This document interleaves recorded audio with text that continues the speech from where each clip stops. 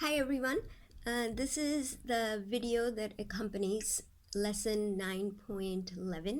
It's the optional video in which I'll show you how to derive the equation of a circle, right, that we just learned.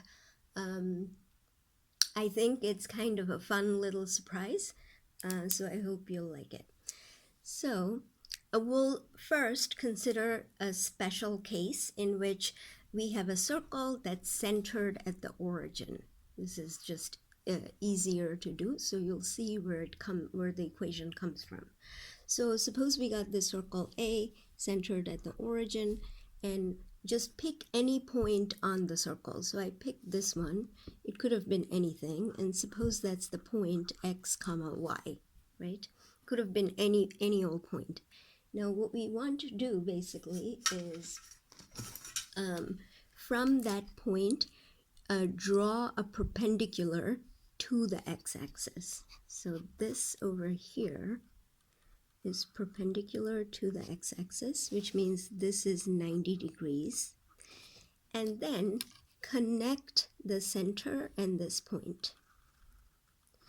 Okay, so now look what we got. We have a right triangle, and the hypotenuse, this is the hypotenuse because it's opposite to the right angle, is a radius of this circle, right? So suppose the length of that radius is r. Now, because this is the point x comma y, we know that to get to this point, we have to go x units to the right from the center.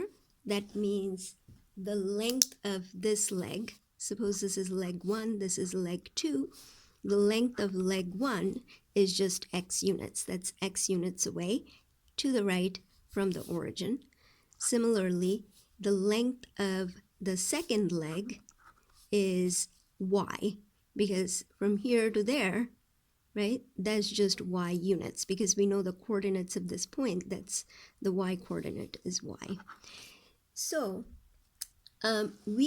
this is a right triangle, so we are free to apply the Pythagorean theorem that relates basically the length of the legs to the hypotenuse. So we know, because we just figured out this is x, this is y, we can write x squared plus y squared is equal to r squared.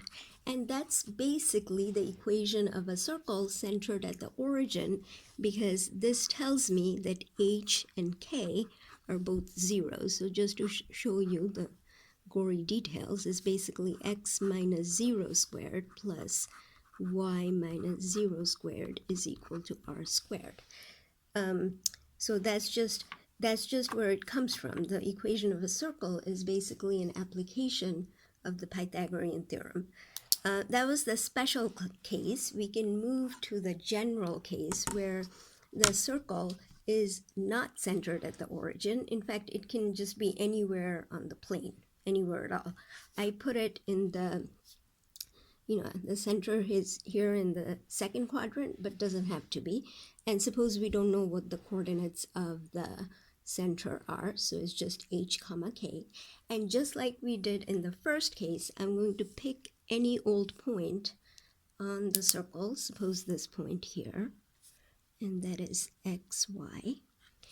And we are kind of going to do the same thing like we did before, but before doing that, the first thing we're going to do is draw a little segment through the center that is parallel to the x-axis. Okay, so I'm going to draw a segment through, and you'll see why, going like this.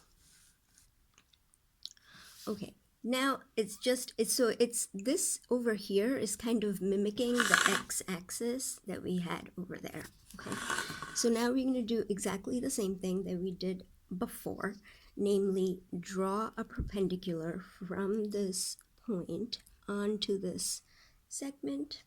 This is right angle, and then we are going to connect the center and this point. And then we just have the right triangle like we did before. Now, this one is a little bit hairy because,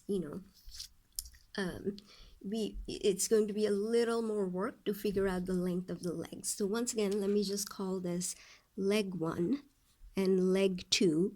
And exactly like we did before, we are going to apply the Pythagorean theorem, but in order to do that, we need to know the length of the legs. Yeah, so that's what we're going to, so this is the radius. Yeah. Okay, so what you need to realize is that this point, right, is x units away in the horizontal direction from the origin. So from here to here, basically, let's see, like that is,